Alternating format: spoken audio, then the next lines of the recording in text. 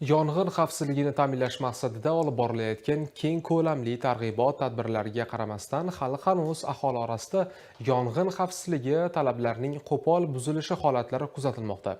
Ayniqsa, bozorlarda bunday xatoliklar katta talafotlarga sabab bo'layotganligi ayanchli hol.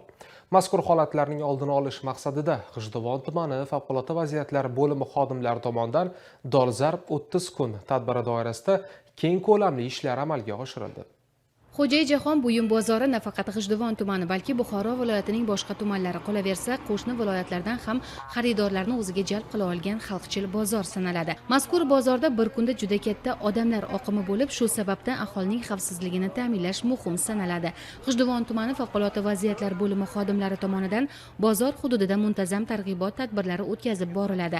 Navbatdagi tadbirda ham tuman favqulodda vaziyatlar bo'limi boshlig'i tomonidan tadbirkorlarga so'nggi vaqtlarda yurtimizning bozorlarida yuzaga kelgan yong'inlar misolida yurtimizda o'tkazilayotgan yong'in xavfsizligini ta'minlash bo'yicha Dolzarb 30 kun tadbirlarining mohiyati yetkazildi. Yong'inlarning yuzaga kelishiga asosiy sabab elektr manbalaridagi kuchayishlar, jumladan bir manbaga bir necha yuqori quvvat talab qiluvchi anjomlarni ulash orqali elektr simlarining qizib ketishi va o'z navbatida bunday beparvolik katta miqdordagi moddiy zararning yuzaga kelishiga sabab bo'lishi tushuntirildi.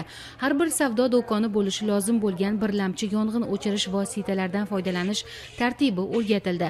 Bozorlarda sodir bo'lgan yong'inlar tahlili shuni ko'rsatadiki, tadbirkorlar tomonidan o'zboshimchalik bilan yo'laklarning turli vositalar bilan to'sib qo'yilishi oqibatida yong'in qutqaruv avtomashinalarining yong'in joyiga o'z vaqtida yetib bora olmasligi yong'inlarning keng tarqalishiga sabab bo'ladi. Fuqarolarga yong'in o'chirish avtomashinalarining imkoniyatlari, lafetlar yordamida suvlarning katta bosimda yong'inlarni tez fursatda bartaraf etishini namoyish etish orqali yong'in avtomobillarining harakatlanishida erkinlik ta'minlanishi, ularning oldini olish va oqibatlarni bartaraf etishda muhim ahamiyat kasb etishi ko'rsatildi.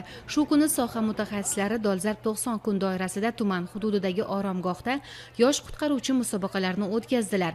Tadbirlar doirasida turli estafeta musobaqalari, turli favqulodda vaziyatlardagi harakatlar, favqulodda vaziyatlarda evakuatsiya, jabrlanganlarni qutqarish va ularga birinchi tibbiy yordam ko'rsatish tadbirlari amalga oshirildi. Shuningdek, shaxmat, shashka, stol tennisi, sport o'yinlari o'tkazildi.